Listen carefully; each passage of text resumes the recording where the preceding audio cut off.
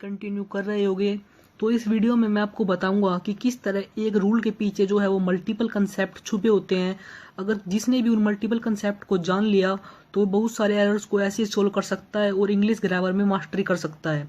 तो आपने सुना होगा कुछ बच्चों को हम बोल देते हैं कि इसकी तो बेसिक्स क्लियर है, हमारे बेसिक क्लियर नहीं है, इसलिए हम एग्जाम में अच्छा नहीं कर पाते।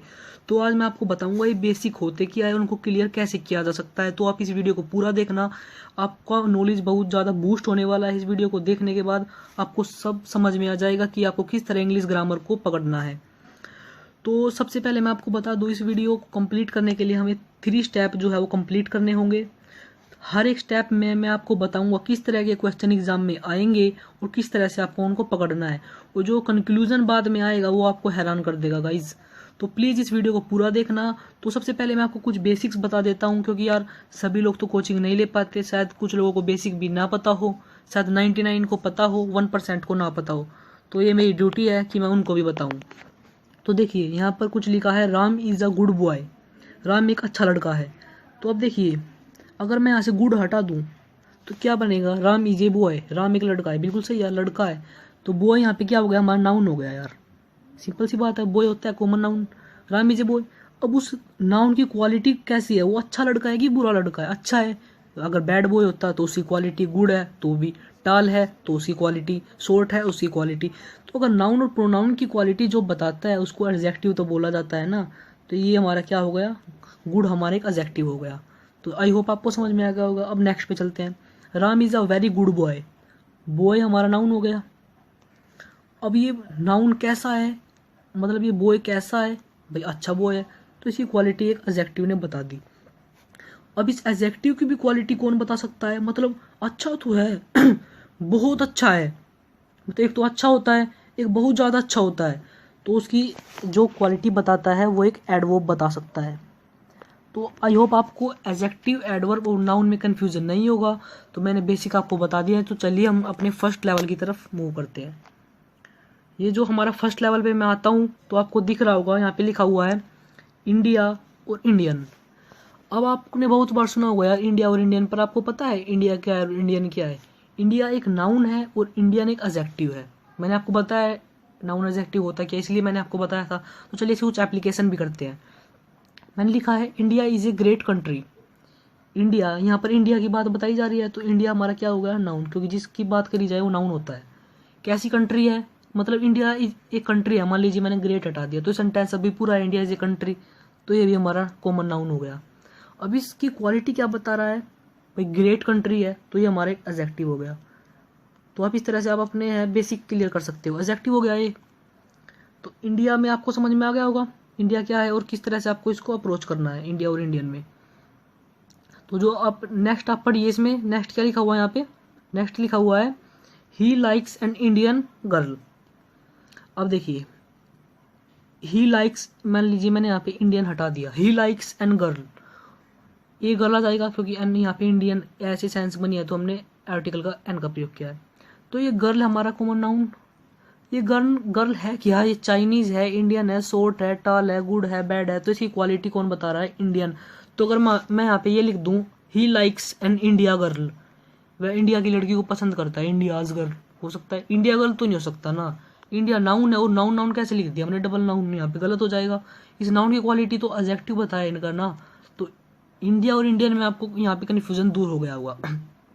ये अब इसी तरह से आपको जो मल्टीपल मिलेंगे, जैसे चाइना का चाइनीज़ बन सकता है एडजेक्टिव, पाकिस्तान का पाकिस्तानी बन सकता है, रसिया का रसियन बन सकता है, जर्मनी का जर्मन बन सकता है। अब जो इम्पोर्टेंट आता है वो क्या आता है, फ्रांस और फ्रेंच में। यहाँ से एक क्वेश्चन एग्जाम में आता है। तो मैं आपको बता दूं, जहाँ से क्वेश्चन था फ्रांस और फ्रेंच में लोगों को कन्फ्यूजन रहता है कौन सा नाउन है और कौन सा एडजेक्टिव।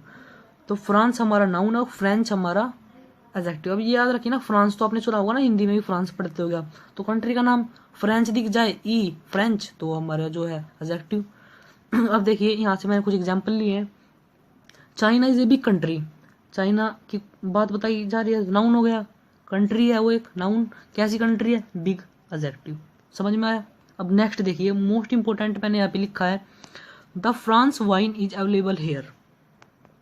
अब देखिए इसको ध्यान से समझना, मोस्ट इंपोर्टेंट है। अब मैं अगर यहाँ से फ्रांस हटा दूँ, द हटा दूँ, मैं लिख दूँ the wine is available hair, बिल्कुल ठीक है यार, क्योंकि वाइन यहाँ पर है, वाइन हमारा यहाँ पे नाउन हो गया। अभी ये नाउन कैसी है, ये वाइन कैसी है, फ्रांस की है, जर्मनी की है, तो अगर इस नाउन की क्वालिटी को हम बता रहे हैं तो क्या हम नाउन से बताएंगे? फ्रांस तो हमारा नाउन है, तो हम इसको नाउन से नहीं बताएंगे, हम इसको जो है एडजेक्टिव से बताएंगे, और हमारा एडजेक्टिव क्या है? फ्रेंच। तो यहाँ पे क्या आ जाएगा? The French wine is available hair. अब देखिए आपको धीरे धीरे कंसेप्ट पकड़ में आ रहा है कि नाउन को क्वालिफाई करेगा एडजेक्टिव, वो फ्रांस हमारा हो गया नाउन तो इसका जो एडजेक्टिव होगा वो फ्रेंच हो जाएगा। अब जिस मकसद से मैंने वीडियो बनाई है वो है ये। अब मोस्टली लोग इसमें कंफ्यूज रहते हैं, इंग्लिश वर्ड है क्या?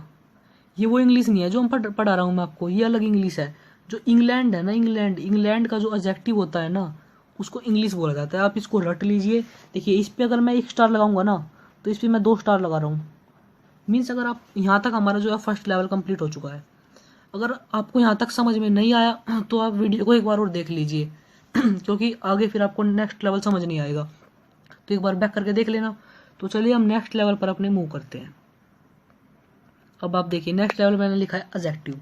जिस तरह मैंने आपको बताया इंडियन, चाइनीज, पाकिस्तानी, इंग्लिश, ये सब ना एडजेक्टिव होते हैं, उस तरह पुअर, रिच, ऑनेस्ट, ब्लाइंड, ये भी तो एडजेक्टिव होते हैं। जैसे he is a man, he is a poor man, अगर मैं ऐसे पुअर हटा दूं तो ये भी तो सही है ना, ही इज ए मैन, वो एक आदमी है, तो ये नाउन हो गया। ही इज ए मैन, कैसा मैन है वो?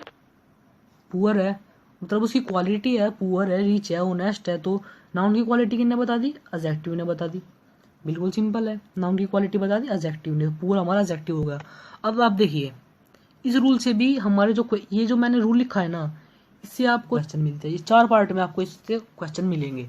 किस तरह के मिलेंगे वो भी मैं आपको बताऊंगा।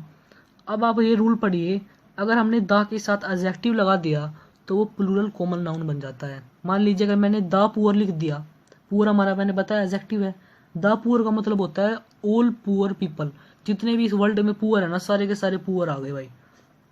द ऑनेस्ट का क्या मतलब होगा? जितने भी ऑनेस्ट लोग हैं ना यहाँ, सारे के सारे ऑनेस्ट लोग यहाँ इसमें आ गए, क्योंकि द लगा है, द के बाद ही तो आया है ना एडजेक्टिव। तो ये रूल आपको याद रखना है। किस तरह क्वेश्चन आएंगे वो मैं आपको बता रहा हूँ। देखिए the honest dash rewarded letter, ये बिल्कुल वर्ब में क्वेश्चन पूछा जाता है। अब आप देखिए द के साथ क्या आया हमारा? एडजेक्टिव। द ऑनेस्ट का मतलब क्या होगा? इस दुनिया में जितने भी ऑनेस्ट है सारे के सारे, तो इस तो लग नहीं सकता, आर लगेगा यार, सिंपल सी बात है। जब सारे के सारों की बात हो रही है तो आर लगेगा। और ये क्वेश्चन जो मैं बता रहा हूँ ये तो एसएससी का फेवरेट क्वेश्चन है। ये क्वेश्चन आपको मोस्टली बुकों में पाएगा। Arms are given to the poors, arms का मतलब होता है जो भीख होती है ना, वो गरीबों को दी गई। अब यहाँ पे बच्चे क्या करते हैं, उन्हें पता होता है भाई पुअर्स कोई वर्ड नहीं होता, वो उठा के इसमें पार्ट में लगा देते हैं सी में, पर उसका रीज़न क्या होता है वो आपको पता चला ना। यहाँ पे द है, तो द अगर पुअर लिख दे हम तो एस क्यों लगाए? क्योंकि द पुअर का मतलब ही जब सारे के सारे गरीब है तो उसके साथ एस क्यों लगाया? तो उसका रीज़न ये है एस ना लगाने का, क्योंकि द के साथ वो एडजेक्टिव आया, उसका मतलब होता है पूरी की पूरी कम्युनिटी। अब आप देखिए अगर आपको पता चल गया द के साथ मैंने मान लीजिए वो लगा दिया, चाइनीज़ लगा दिया, चाइनीज़ एक एडजेक्टिव हो गया, तो द चाइनीज़ का मतलब क्या होगा? इस वर्ल्ड मतलब चाइना में जितने भी चाइनीज़ है ना, सारे के सारे चाइनीज़ आ गए यहाँ पर। द प्लस में जर्मन लगा दिया, तो जितने भी जर्मन है, जर्मन के लोग सब आ गए। मतलब मैंने इस कंट्री का नाम लगा दिया ना, जो एडजेक्टिव था वो मैंने आपको बताया एडजेक्टिव क्या होता है। इंडिया का इंडियन हो गया, चाइना का चाइनीज़ हो गया, पाकिस्तान का पाकिस्तानी हो गया, तो उनसे पहले अगर दी आ जाए तो वो सारे के सारे लोग वहाँ पे आ जाते हैं। अब आप ये क्वेश्चन देखिए, अब आप में से मोस्टली लोगों के मन में डाउट आया होगा, यार अभी तो इसने बताया था अगर द के साथ एडजेक्टिव आ जाए, ये भी तो फ्रेंच भी तो एडजेक्टिव है ना फ्रांस का, तो इज की जगह आर लगेगा, पर यहाँ पे इसने इज क्यों लगाया? ये तो पागल बना रहा है यार। तो अगर आप यहाँ देखिए द फ्रेंच का मतलब यहाँ पर कोई फ्रांस के लोगों से नहीं है, उसके बाद एक नाउन भी दिया हुआ है यार, इस नाउन की क्वालिटी बता रहा है ये वैसा एडजेक्टिव है द फ्रेंच वाइन, ये आर्टिकल हो गया, ये स्पेशल फ्रेंच को बता रहा है, ये वाइन हमारा नाउन हो गया, इस नाउन को क्वालिफाई कर दिया फ्रेंच ने, तो ये द फ्रेंच का मतलब सारे के सारे फ्रेंच लोग नहीं है। जैसे नेक्स्ट देखिए आप the French are brave, French हो गए, फ्रांस का एडजेक्टिव इसके पहले द लग गया, तो सारे के सारे फ्रांस के लोग, तो आर लगा दिया हमने। तो इस वाले फ्रेंच में इस फ्रेंच में अंतर आपको समझ आया? ये नाउन है, इस नाउन को क्वालिफाई कर रहा है, और ये जो फ्रेंच है लोगों के लिए यूज हुआ है द फ्रेंच। तो यहाँ पे हमारा जो है सेकंड लेवल कंप्लीट होता है। अगर आपको समझ नहीं आया तो वीडियो को पॉज करके दोबारा देख ले। तो चलिए मोस्ट इंपॉर्टेंट लेवल 3 की तरफ चलते हैं। वीडियो थोड़ा लेंथी हो गया पर आपके लिए नॉलेजफुल रहेगा। अब आप देखिए यहाँ पे मैं आया हूँ आर्टिकल, यहाँ से क्वेश्चन आता है। अगर हम देखिए यहाँ पे एक रूल होता है, अगर कोई भी लैंग्वेज का नेम आ जाए तो उससे पहले कोई आर्टिकल यूज नहीं होता भाई। बिल्कुल सिंपल है, आप लोगों को पता होगा, आपने पढ़ रखा हुआ लैंग्वेज किसी पहले आर्टिकल यूज नहीं होता। अब देखिए यहाँ पे एक मैंने क्वेश्चन लिखा है, he can speak the French. अब फ्रेंच एक लैंग्वेज भी तो है यार, फ्रेंच जरूरी थोड़ी ना एडजेक्टिव ही है। अगर आप सोचे द फ्रेंच तो यार सारे के सारे फ्रेंच लोग बन गए, पर ये वो फ्रेंच नहीं है। यहाँ पे ये एक लैंग्वेज की सेंस में यूज हुआ है, he can speak the French. France, France से बन गया हमारा फ्रेंच। ये वो वाला फ्रेंच नहीं है, ये एक लैंग्वेज है फ्रांस की, फ्रेंच। जैसे यहाँ की हिंदी है, ये फ्रेंच है, तो इससे पहले द नहीं आएगा। He can speak French. अब जो है नेक्स्ट क्वेश्चन की तरफ चलते हैं। अब आप देखिए मोस्टली बच्चे इस क्वेश्चन को कंफ्यूज हो जाएंगे, the English speaks the English. इस क्वेश्चन की वजह से मुझे पूरा वीडियो बनाना पड़ा। अगर मैं आपको डायरेक्ट बता देता तो आपकी समझ में नहीं आता। अब आप इसको सोल्व करते हैं। मतलब द आ गया, द के बाद इंग्लिश। अब याद करिए इंग्लिश किसका जो एडजेक्टिव था, इंग्लैंड का इंग्लिश। तो द इंग्लिश का मतलब क्या होगा, इंग्लैंड में जितने भी लोग रहते हैं। तो यहाँ तक आपको समझ में आया। अगर यहाँ पे सारे के सारे लोग आ गए तो स्पीक्स क्यों, स्पीक आएगा क्योंकि स्पीक्स तो सिंगुलर है, स्पीक हमारा प्लूरल बन गया। और यहाँ पे तो द इंग्लिश वो एक लैंग्वेज है, और लैंग्वेज से पहले द का यूज नहीं होगा। तो क्या बन जाएगा, the English speak English. The नहीं आएगा क्योंकि यहाँ पे लैंग्वेज यूज हुआ है। देखिए द इंग्लिश यहाँ अलग है, यहाँ पे द इंग्लिश अलग है, यहाँ पे द इंग्लिश अलग है। यहाँ पर लोगों के लिए यूज हुआ है द इंग्लिश, यहाँ पे लैंग्वेज है इंग्लिश। नेक्स्ट चलिए, the French defeated the English. अब आप देखिए फ्रेंच यहाँ पे लैंग्वेज तो नहीं है ना यार, लोगों की बात हो रही है। फ्रेंच के लोगों ने इंग्लैंड के लोगों को हराया, तो द से द प्लस में एडजेक्टिव सारे के सारे फ्रेंच के लोग। डिफीटेड द इंग्लिश, इंग्लिश मतलब इंग्लैंड का जो एडजेक्टिव हो गया, द प्लस एडजेक्टिव सारे के सारे वहाँ के लोग, इंग्लैंड के लोग। तो फ्रेंच के लोगों ने इंग्लैंड के लोगों को हराया। बिल्कुल नो एरर यहाँ पे आंसर हो जाएगा। तो अगर आपको इसमें बिल्कुल भी डाउट हो तो आप कमेंट जरूर कर दें, क्योंकि आपका डाउट क्लियर होना चाहिए। अगर मैं आपको सीधा औरों की तरह यहाँ पे बता देता, इस क्वेश्चन को वैसे समझा देता, क्यों आपके समझ में आता। तो मैंने आपको बिल्कुल बेसिक से समझाया, 3 लेवल में इसको डिवाइड किया, तो इसको बेसिक बोला जाता है। अगर आप किसी भी क्वेश्चन को इसकी इस तरह से पढ़ोगे तो आपकी इंग्लिश बिल्कुल स्ट्रॉन्ग हो जाएगी, आपका क्वेश्चन गलत नहीं होने वाला गाइस। तो आई होप अगर आपको ये वीडियो पसंद आया हो तो कमेंट ज़रूर कर दे, लाइक भी कर देना अगर आपको अच्छा लगा हो तो बाय बाय। नेक्स्ट वीडियो में आपके साथ फिर मिलूँगा। Thank you guys.